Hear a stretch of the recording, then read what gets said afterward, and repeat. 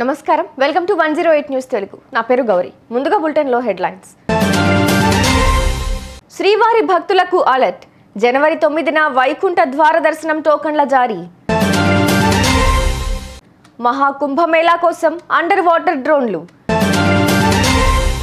బీజేపీలోకి వల్లభనేని వంశీ, టీడీపీకి షాక్. కొత్త ఇల్లు కట్టుకునే వారికి గుడ్ న్యూస్. తిరుమల శ్రీవారి వైకుంఠ ద్వార దర్శనాల టోకెన్ల జారీపై టీటీడీ కీలక ప్రకటన చేసింది. జనవరి 10, 11, 12వ తేదీలకు జనవరి 9న టోకెన్లు జారీ చేయనున్నారు. తదుపరి రోజులకు ముందు రోజు టోకెన్లు జారీ చేస్తామని టీటీడీ ఈవో శ్యామలరావు తెలిపారు. తిరుమల శ్రీవారి ఆలయంలో జనవరి 10 నుంచి 19వ తేదీ వరకు వైకుంఠ ద్వార దర్శనాలు కల్పించనున్నారు. వైకుంఠ ద్వార దర్శనాలకు సంబంధించి తిరుపతి, తిరుమలలో సర్వదర్శనం టైమ్ స్లాట్ టోకెన్ల జారీకి 91 కౌంటర్లు ఏర్పాటు చేస్తున్నట్లు వెల్లడించారు. జనవరి 9న ఉదయం 5 గంటల నుంచి 1,20,000 టోకెన్లు విడుదల చేస్తామని తెలిపారు. భక్తులు ఆధార్ కార్డు చూపించి టోకెన్లు పొందాలని, టోకెన్లు లేని భక్తులకు ఈ 10 రోజుల్లో శ్రీవారి దర్శనం ఉండదని స్పష్టం చేశారు. శ్రీవారి వైకుంఠ ద్వార దర్శనాల్లో సామాన్యులకు అధిక ప్రాధాన్యం ఇస్తున్నట్లు తెలిపారు. జనవరి 13 నుంచి ఫిబ్రవరి 26 వరకు ప్రయాగ్రాజ్లో జరిగే మహాకుంభమేళా కోసం యూపీ ప్రభుత్వం పటిష్ట ఏర్పాట్లు చేస్తోంది. తొలిసారిగా అండర్ వాటర్ డ్రోన్ను అధికారులు పరీక్షించారు.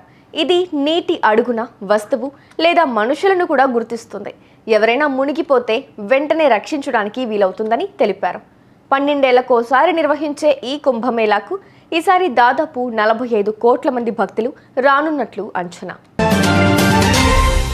అసెంబ్లీ ఎన్నికల్లో వైసీపీ ఘోర ఓటమి తర్వాత మాజీ ఎమ్మెల్యే వల్లభనేని వంశీ పూర్తిగా సైలెంట్ అయిపోయారు. వంశీని టీడీపీ టార్గెట్ చేసిందని, కేసులు పెడుతోందని ప్రచారము సాగింది. దీంతో గడిచిన 6 మాసాలుగా వైసీపీ పార్టీ కార్యక్రమాల్లోనూ వంశీ కనిపించలేదు. ఈ క్రమంలో ఆయన బీజేపీలో చేరేందుకు సిద్ధమయ్యారని టాక్. బీజేపీలో చేరితే పూర్తి రక్షణ ఉంటుందని వంశీ ఆలోచిస్తున్నారట. దీనిపై అధికారిక ప్రకటన రావాల్సి ఉంది. ఇందిరమ్మ ఇళ్ల లబ్ధిదారులకు ప్రభుత్వం మరో శుభవార్త చెప్పింది. 4 విడతల్లో 5 లక్షల రూపాయల ఆర్థిక సాయంతో పాటు తక్కువ ధరకే సిమెంట్, ఇసుక, స్టీల్ అందజేయాలని సర్కార్ నిర్ణయించింది. ప్రస్తుతం బహిరంగ మార్కెట్లో బస్తా సిమెంట్ ధర 260 రూపాయలు, టన్ను స్టీల్ 54,000 రూపాయల వరకు ఉంది. ధర తగ్గించేందుకు కంపెనీలతో చర్చలు జరపాలని ప్రభుత్వం భావిస్తోంది. మరోవైపు ఇసుక ఇప్పటికే ప్రభుత్వ ఆధీనంలో ఉంది. చూసారుగా, ఇవి ఇవాల్టి బులెటిన్ అప్డేట్స్.